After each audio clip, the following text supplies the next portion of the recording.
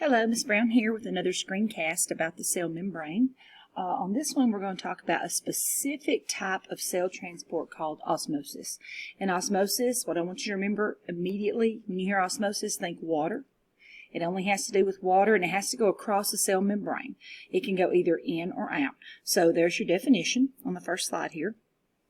And why is osmosis so important to a cell? Because remember in our study of water that cells live in water, operate in water, so there's water crossing across the cell membrane all the time. This is passive, which means it's going to go from high concentration to low concentration. Think about a ball rolling down a hill.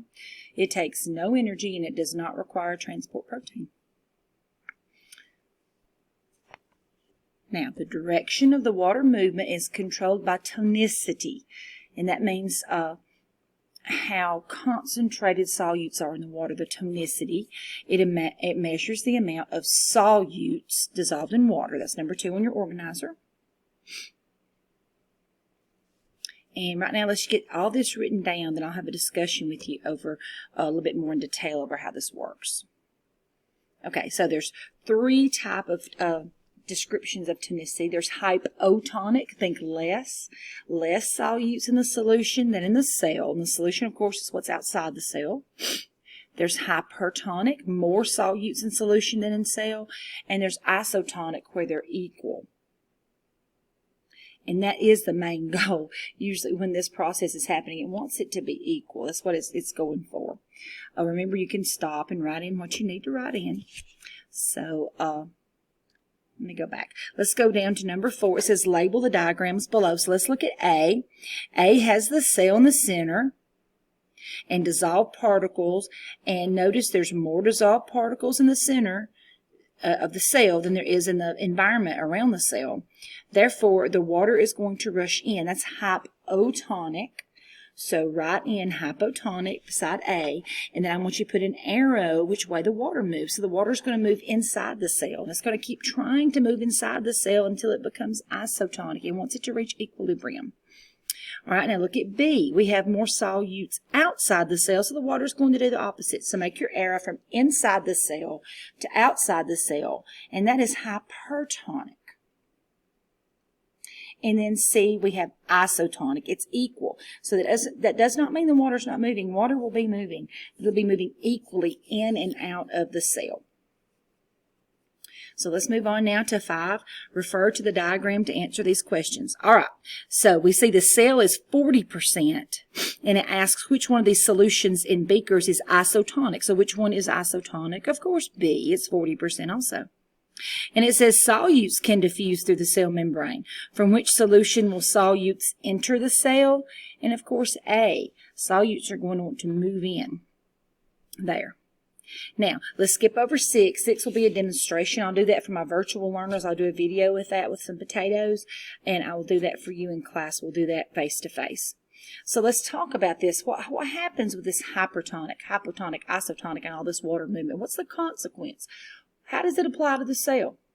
Okay, we have this thing called turgor pressure in plant cells. We've talked about this a little when we studied cell organelles. And it gives a stiffness of the cells due to water pressure. Think about a water hose. When it's turned on, how the water hose feels when the water is in it, because it has turgor pressure. Same thing happens to a plant. When a plant wilts because it doesn't have enough water, it's lost all its turgor pressure and it causes it to fall over. Okay, so that is caused by this thing called plasmolysis.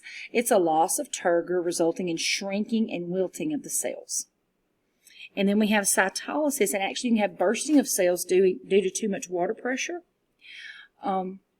And you're about to watch a video where they're going to show how that could happen in your own human body with red blood cells.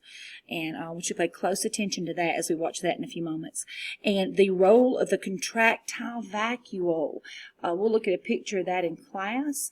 But protozoans like parameciums have this little thing called a contractile vacuole, sometimes more than one.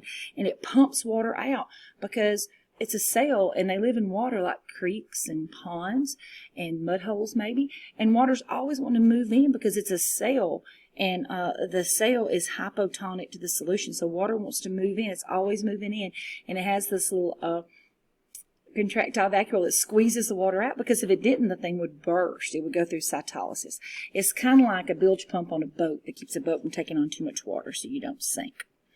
All right, so let's look at number 8. Use the terms turgor pressure and plasmolysis to label these two cells.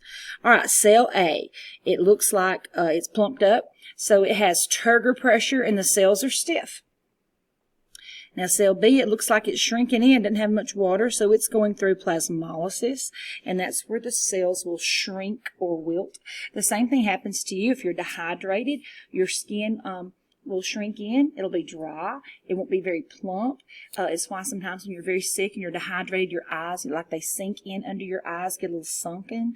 The doctor tests between the skin between your first finger and your thumb to see how plump it is there, to see if you may be dehydrated. Also, in a little baby, it'll happen the top of their head, a little soft spot will sink in if they get too dehydrated. So these are all things that apply to your body when these things happen, because your cells become too dried out. Okay? All right. Thank you.